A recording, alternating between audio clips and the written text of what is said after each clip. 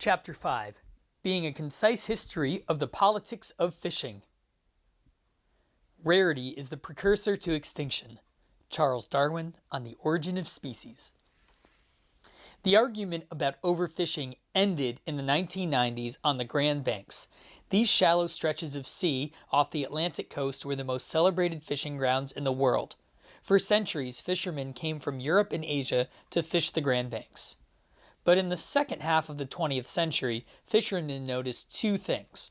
One, they had to travel greater distances to find the same amount of fish that they used to find close to shore. Two, the fish were getting smaller. As a fish population gets smaller, nature tends to help the species by allowing the fish to produce young at an earlier age. But since the big fish that produce the most eggs are also the easiest to catch, they get taken first, leaving a population of small fish behind. Nature also compensates for a shortage of food by making fish grow more slowly.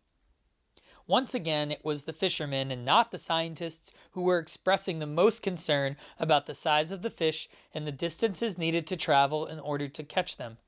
The only problem was that most fishermen thought of overfishing as something that was done by fishermen in other countries.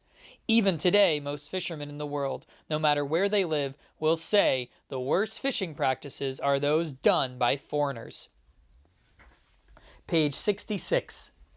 An interview with an English fishing boat captain from the Cornish port of Newlyn illustrates that point.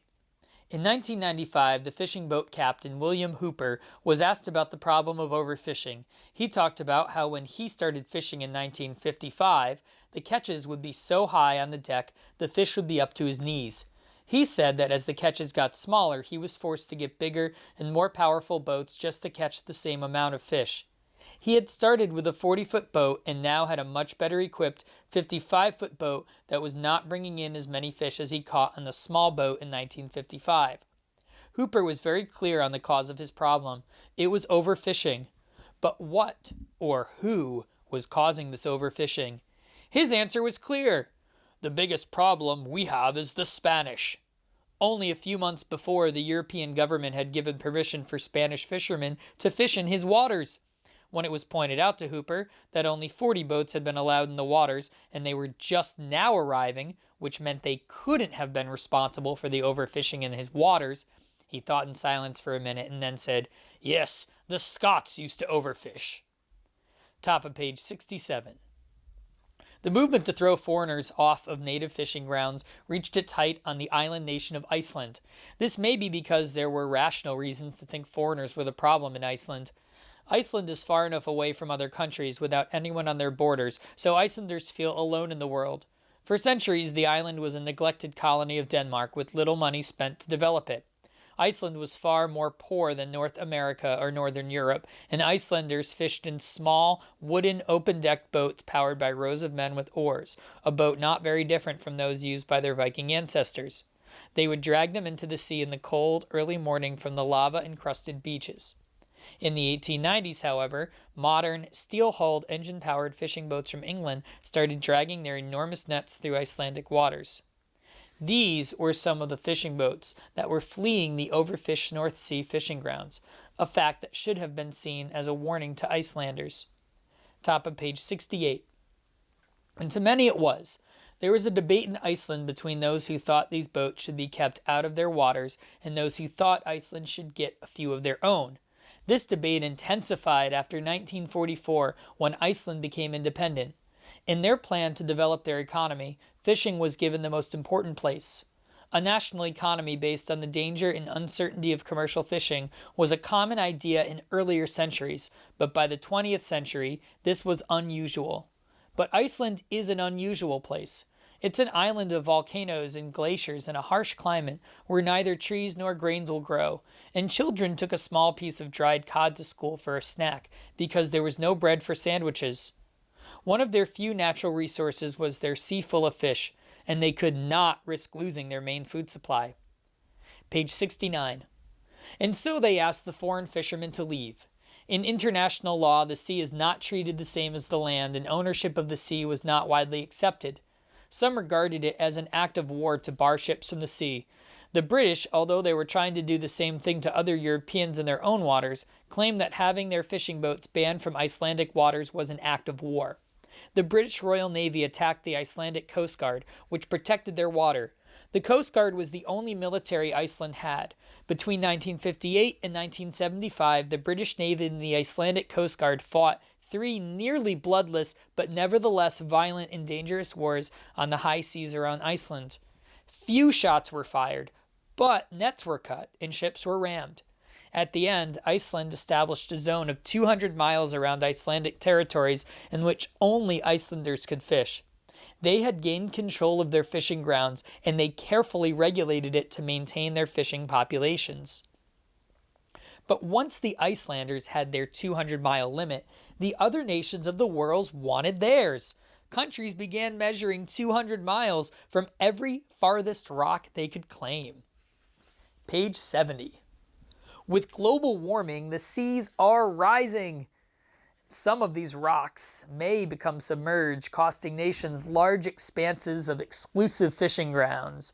Most of the proven fishing grounds of the planet are now under the exclusive control of a single nation or group of nations. Most countries, once they gained control of their fishing grounds, increased their fishing.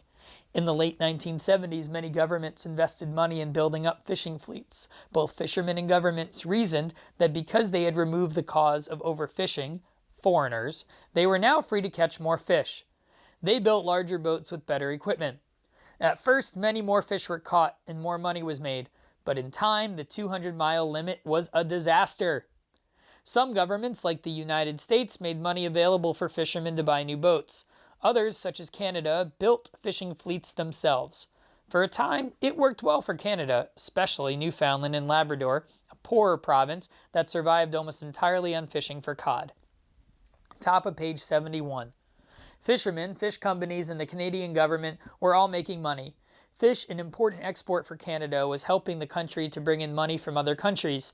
Thanks to the new 200-mile limit, almost everyone in Atlantic Canada was happy for more than 10 years. But there was one unhappy group, a group of fishermen in Newfoundland. These were tough and hardy men who lived in little villages along the coast and went to sea the way their grandfathers and great-grandfathers had, in small wooden boats called skiffs. They dropped traps made of knotted rope and left them there until they were filled with cod and were ready to haul up. Or they fished with a baited hook on a line that they hauled up by hand. It was dangerous work in icy waters full of treacherous icebergs that had broken off from the polar cap. The water was so cold they would freeze to death in minutes if they fell in. When their catches got smaller and smaller, they thought it was because the big, new boats, far out at sea, were taking all the fish. At that point, it was only their inshore fish that were vanishing, so the deep water fishermen paid little attention. Even in the 1980s, a century after trawlers were found to be destroying the North Sea, many still believed that the codfish population of the Grand Banks, known as the northern stock, was in no danger because it was one of the most plentiful fish populations in recorded history. Top of page 73. The skiff fishermen went to scientists, and many scientists agreed with them, but the government had their own scientists who reported that the northern stock was not in danger. So many fish were being caught, and so much money was being made that the government didn't want to listen to a few old-fashioned skiff fishermen. They were providing jobs processing fish at sea for many people who had not had any work before the 200-mile limit. The Canadian fleet was landing huge quantities of cod, more than ever before, so there had to be a lot of fish out there. Page 74. But they didn't consider the other possibility, that the catches were large because they were catching all of the fish. Ralph Mayo, a marine biologist in New England, compared the problem of measuring fish populations to measuring icebergs. It is agreed that only 10% of an iceberg is actually visible above the ocean. The other 90% is hidden under the ocean. Mayo called this, quote, the perception problem with fish. He said, you see some cod and assume this is the tip of the iceberg, but it could be the whole iceberg. And in the case of cod, it turned out to be the entire iceberg. What happened on the Grand Banks is that modern fishing had become so powerful, so effective, the fishermen were able to hunt down every last fish in a dying population without realizing that it was dying. In the case of the codfish on the Grand Banks, the catches were quite large until suddenly there were no more fish. Page 75. So in 1992, John Crosbie, the Canadian fishing minister, announced that the northern stock had nearly vanished. No one would be allowed to fish cod in the Grand Banks until the population was replenished. 30,000 Newfoundland fishermen instantly lost their jobs. The island province was plunged into poverty. In 1994, the ban was extended to almost all the fishing grounds in the area. These were seen as temporary measures, but more than 15 years later, the cod population has shown no sign of recovery, and it seems the people of Newfoundland will not be getting back their jobs. There are still cod there, but the population has not regenerated. Perhaps the cod had lost its place in the food chain and other animals were now eating its food. Perhaps, as Darwin had suggested, the population had become too few to sustain the species. Rarity, Darwin had stated clearly, leads to extinction. But at least the fundamental debate was now over. There could be no denying that overfishing was a real threat, that huge populations, even the most numerous, could be permanently destroyed by the unrestrained acts of humans. Now the debate shifted from the question of whether overfishing was leading to the decline of fishing in the ocean to what should be done to prevent this from happening.